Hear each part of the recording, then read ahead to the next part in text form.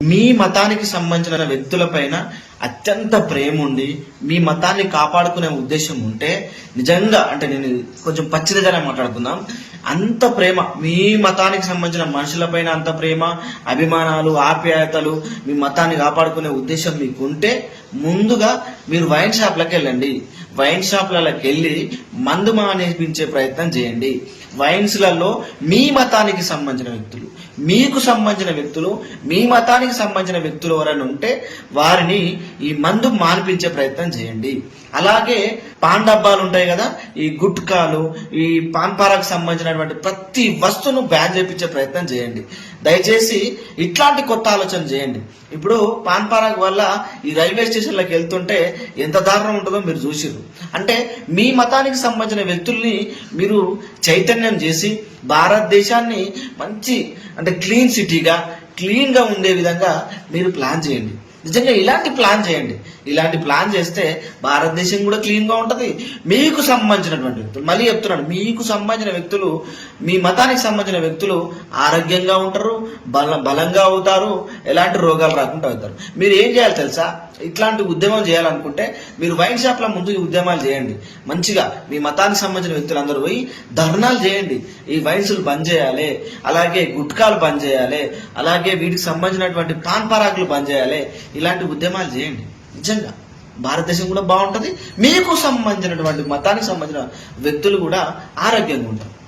మీ మతానికి సంబంధించిన వ్యక్తులపైన అత్యంత ప్రేమ ఉండి మీ మతాన్ని కాపాడుకునే ఉద్దేశం ఉంటే నిజంగా అంటే నేను కొంచెం పచ్చిదగా మాట్లాడుకుందాం.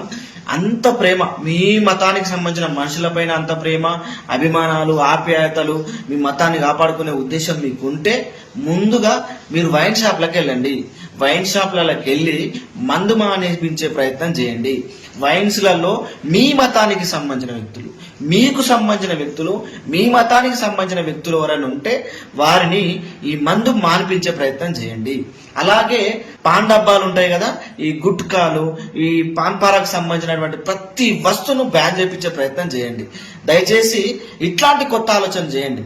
ఇప్పుడు పాన్ పారాక్ వల్ల ఈ రైల్వే స్టేషన్లకు వెళ్తుంటే ఎంత దారుణం ఉంటుందో మీరు చూసిర్రు.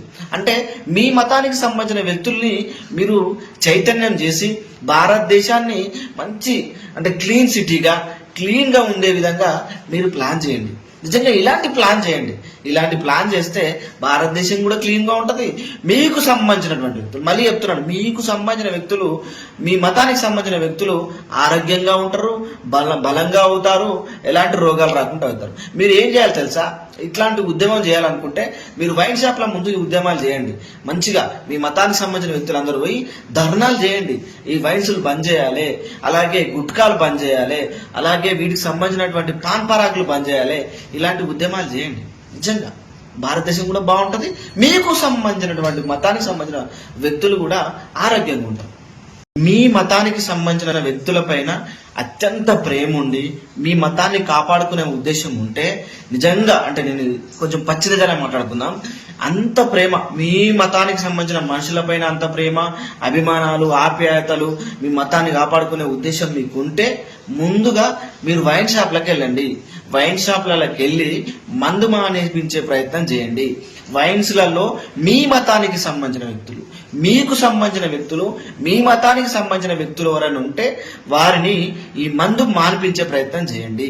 అలాగే పాన్ డబ్బాలు ఉంటాయి కదా, ఈ గుట్కాలు, ఈ పాన్ పారాకు సంబంధించినటువంటి ప్రతి వస్తువును బ్యాన్ చేయించే ప్రయత్నం చేయండి. దయచేసి ఇట్లాంటి కొత్త ఆలోచన చేయండి. ఇప్పుడు పాన్ పారాక్ వల్ల ఈ రైల్వే స్టేషన్లకు వెళ్తుంటే ఎంత దారుణం ఉంటుందో మీరు చూసిర్రు. అంటే మీ మతానికి సంబంధించిన వ్యక్తుల్ని మీరు చైతన్యం చేసి భారతదేశాన్ని మంచి అంటే క్లీన్ సిటీగా, క్లీన్గా ఉండే విధంగా మీరు ప్లాన్ చేయండి. నిజంగా ఇలాంటి ప్లాన్ చేయండి. ఇలాంటి ప్లాన్ చేస్తే భారతదేశం కూడా క్లీన్గా ఉంటుంది. మీకు సంబంధించినటువంటి వ్యక్తులు, మళ్ళీ చెప్తున్నాను, మీకు సంబంధించిన వ్యక్తులు, మీ మతానికి సంబంధించిన వ్యక్తులు ఆరోగ్యంగా ఉంటారు, బలంగా అవుతారు, ఎలాంటి రోగాలు రాకుండా అవుతారు. మీరు ఏం చేయాలి తెలుసా? ఇట్లాంటి ఉద్యమం చేయాలనుకుంటే మీరు వైన్ షాప్ల ముందు ఈ ఉద్యమాలు చేయండి. మంచిగా మీ మతానికి సంబంధించిన వ్యక్తులందరూ పోయి ధర్నాలు చేయండి.